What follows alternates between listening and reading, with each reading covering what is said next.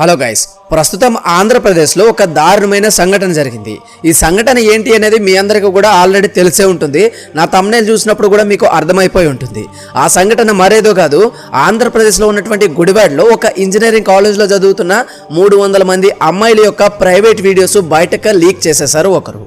అయితే ఇది జరిగింది నిజమని ప్రతి ఒక్కరికి తెలుసు. కానీ అక్కడ పోలీసులు చెప్పేది ఏంటంటే ఇక్కడ ఏమీ జరగలేదు, ఇదంతా ఫేక్ న్యూస్, ఎవరు నమ్మొద్దు అని చెప్పి వాళ్ళు స్ప్రెడ్ చేసి ఈ స్టోరీని అక్కడితో క్లోజ్ చేసే ప్రయత్నం అయితే చేస్తున్నారు ప్రస్తుతం.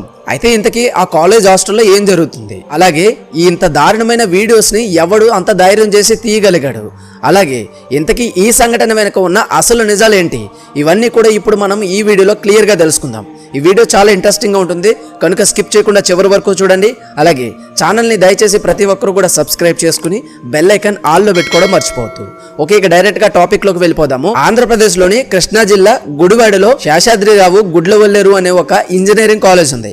ఈ కాలేజ్లో చాలా మంది ఉమెన్స్ కూడా చదువుకుంటూ ఉంటారు. ఆ ఉమెన్స్కి సంబంధించి సపరేట్ ఉమెన్స్ హాస్టల్ కూడా ఉంటుంది.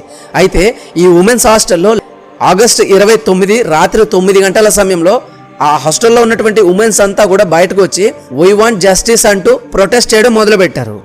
అయితే ఈ ప్రొటెస్ట్ వాళ్ళు ఎందుకు చేస్తున్నారు అంటే ఆ కాలేజీలో ఉన్నటువంటి ఒక అమ్మాయికి ఈ కాలేజ్ హాస్టల్లో వాష్రూమ్స్లో హిడెన్ కెమెరాలను అమర్చి ఏకంగా 300 వీడియోలను వాళ్ళు రికార్డ్ చేసి ఆ వీడియోస్ని వాళ్ళ ఫ్రెండ్ సర్కిల్లో ఉన్నటువంటి వాట్సాప్ గ్రూప్స్లోను అట్లాగే చాలామందికి షేర్ చేసినట్లుగా తెలిసింది.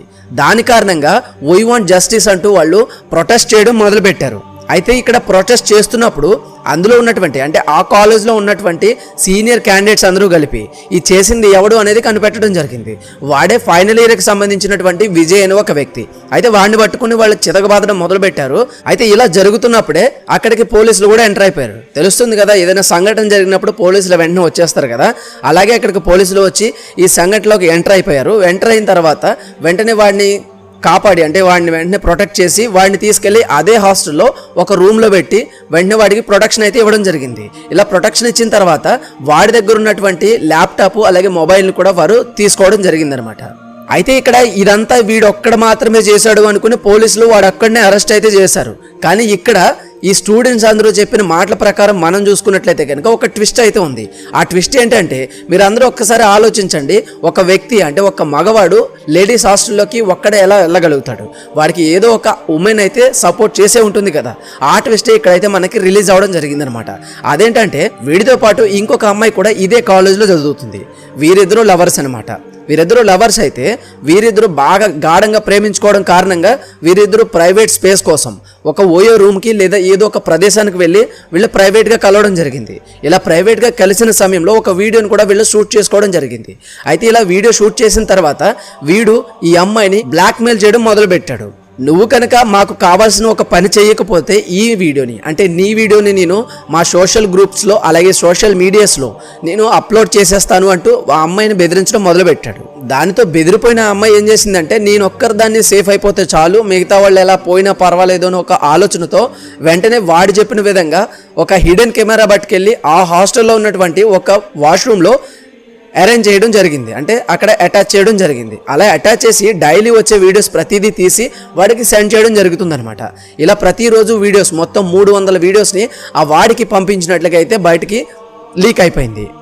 ఇలా లీక్ అయిన తర్వాత ఇప్పుడు ఈ ప్రొటెస్ట్ చేసే వాళ్ళందరూ కూడా ఏం అడుగుతున్నారంటే వెంటనే వాడి దగ్గర ఉన్నటువంటి వీడియోలన్నీ కూడా డిలీట్ అయిపోవాలి, అలాగే అవి ఎక్కడ కూడా సర్క్యులేట్ అవ్వకూడదు, అలాగే వాడికి శిక్ష పడాలి అంటూ ప్రొటెస్ట్ చేయడం అయితే జరుగుతుందనమాట. మరొక విషయం ఏంటంటే ఈ సంఘటనలోనికి అక్కడ కృష్ణా జిల్లాకి సంబంధించినటువంటి ఎస్పీ రంగనాథ్ గారు ఇన్వాల్వ్ అయ్యి మాకు ఈ హాస్టల్లో ఎలాంటి హిడెన్ కెమెరాలు కనిపించలేదు, అలాగే వాడి ల్యాప్టాప్ మొబైల్ అలాగే పెన్ డ్రైవ్స్లో చెక్ చేసాము, ఎటువంటి వీడియోస్ కూడా లేవు, అమ్మాయిలు ఎవరు కూడా భయపడాల్సిన అవసరం లేదు, మీరు ఎటువంటి చింత చెందాల్సిన అవసరం లేదు, వెంటనే ఈ ధర్నాలని ఆపేయండి అని చెప్పేసి ఇక్కడతో ఈ కేసుని క్లోజ్ చేసే ప్రయత్నం అయితే చేస్తున్నారు. అయితే ఇక్కడ ఇంకొక విషయం ఏంటంటే ఇక్కడ ఎవరైతే ఈ అమ్మాయి ఉందో ఈ అమ్మాయి అంటే ఏదైతే కెమెరాలను ఫిట్ చేసిందో ఆ అమ్మాయి ఎవరంటే ఆ లోకల్ పార్టీకి సంబంధించినటువంటి ఎమ్మెల్యే కూతురు అనమాట. అంటే ఇప్పుడు రాజకీయ నాయకుడి యొక్క కూతురు అనమాట.